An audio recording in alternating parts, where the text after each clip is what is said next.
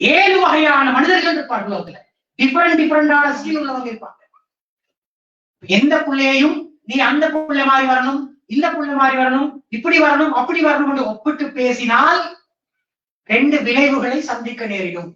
முதலாவது விளைவு என்னன்னா, அவர்கள் நீங்க ஒப்பிட்டு பேசுற யாரோட ஒப்பிட்டு பேசுறீங்களோ, உங்களோட மகனை இன்னொரு மகளோடையோ, உங்களோட தாத்தாட மகளோடையோ, நானாட மகளோட யாரோட ஒப்பிட்டு பேசுறீங்களோ அந்த குறிப்பிட்ட நபரை இந்த குழந்தை வெறுக்க ஆரம்பிக்கும். அந்த புள்ள ஒரு அநியாயமும் செஞ்சிருக்காது. சரியா?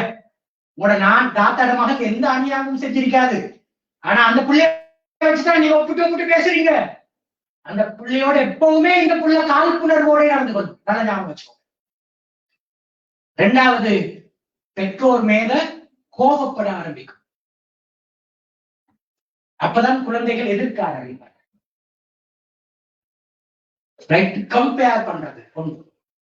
2வது முக்கியமான விஷயம் என்னென்றால், சின்ன வயசுல இருந்து குழந்தைகள் செய்யற தவறுகளை அப்பப்போதைக்கு நாங்க அதை கரெக்ட் பண்ணணும், அதை சரி செய்யணும்.